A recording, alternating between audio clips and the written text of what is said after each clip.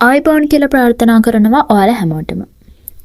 ලෝක කුසලානයට කලින් සිම්බාබ්වේ, පාකිස්තාන සහ ශ්‍රී ලංකා 3x20 තරඟාවලියක් තිබුණා.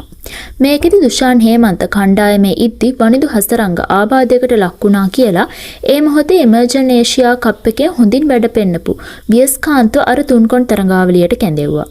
අන්තිමට වියස්ට ඒකත් නෑ මේකත් නෑ.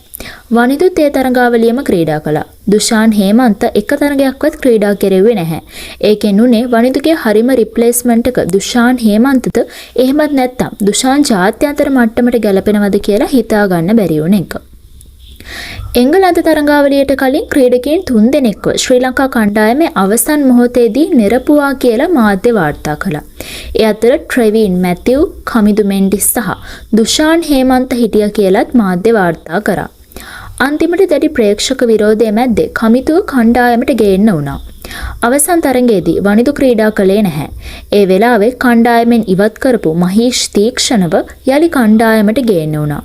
මොකද ජාත්‍යන්තර මට්ටමට ගැලපෙනවද කියලා බලන්නවත් අර දෙන්න ස්ක්වොඩ් එකේ හිටියේ නැහැ. ඔය අතරේ තව මරුම සිද්ධියක් වෙනවා.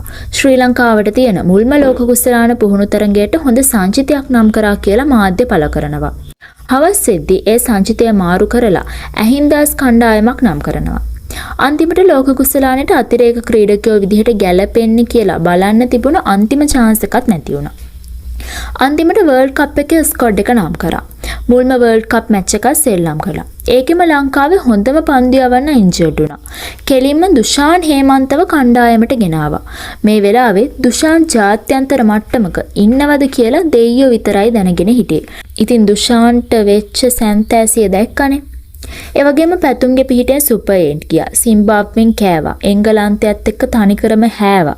නවසීලන්ත එක්කුනේ තනිකරම ඩිසාස්ටර් එකක්. අතිශය තීරණාත්මක ටොස් එකක් විකුණුවා. මේ ලංකාව වර්ල්ඩ් කප් එකට පෙර කරපු දේවල් වලින් ටිකක්. මේවා කාගේ උමනාවටද උනේ කියන්න එයාලා දන්නව ඇති. හැබැයි මෙයාලා මෙහෙම සෙල්ලම් කරේ අපි ආදරය කරන ක්‍රිකට් එකත් එක්ක. බේසික් ටිකවත් කරගන්න බැරි ක්‍රීඩකයොත් දැක්මක් නැති නායකයොත් වගේම මේ ඛේදවාචකවලට හරියම සැලසුමක් නැති පුහුණුකරු තේරීම් කමිටුව ඇතුළු කළමනාකාරීත්වය ඍජුවම වග කියන්න ඕනි. ජීවිත කාලෙම කලේ කුඹුරු හදන් මැච් දිනපු එක.